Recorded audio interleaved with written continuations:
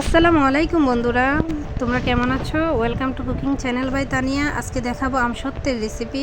মাশাল্লাহ, প্রচণ্ড গরম পড়েছে। এই গরমে মাত্র একদিনের রোদেই আপনি খুব সুস্বাদু একটি আমসত্ত্ব বানিয়ে ফেলতে পারেন, কোনো রকম ঝামেলা ছাড়া। আর বাচ্চারা আমসত্ত্ব খুব পছন্দ করে, তাই আমের সিজনে আমসত্ত্ব বানিয়ে নর্মাল ফ্রিজে আপনি 1 বছর সংরক্ষণ করে রাখতে পারেন।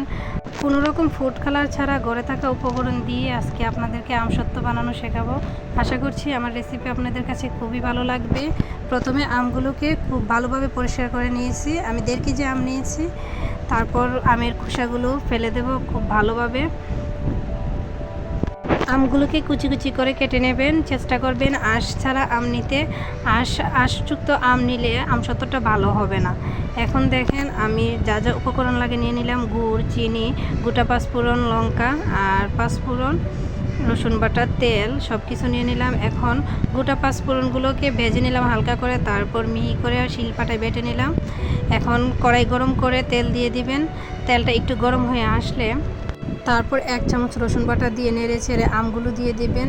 তারপর দেবেন স্বাদ মতো লবণ দেওয়া হয়ে গেলে কালারের জন্য একটু হলুদ দেবো, সামান্য পরিমাণ দেবো। তারপরে 1 কাপ পানি দিয়ে নেড়ে ছেড়ে দেবেন। নাড়াচাড়া হয়ে গেলে দেখবেন একটুখানি গলে আসছে, তখন পরিমাণ মতো মিষ্টি দিবেন। চিনি আর গুড় দিয়ে ভালো করে নেড়ে ছেড়ে আবার মিশিয়ে নেবেন। মেশানো হয়ে গেলে দেখবেন আমটা অনেকটাই সিদ্ধ হয়ে গেছে। তারপর আপনি ডালগুটি দিয়ে ভালো করে ঘুটে ফেলবেন। এইভাবে করলে আপনাকে আর ছাঁকাছাঁকি ঝামেলায় যেতে হবে না। তারপরে পাঁচফোড়নগুলো দিয়ে ভালো করে নেড়ে ছেড়ে নেবেন। যখন দেখবেন একটু আটালো ভাব হয়ে এসেছে তখন নামিয়ে নেবেন।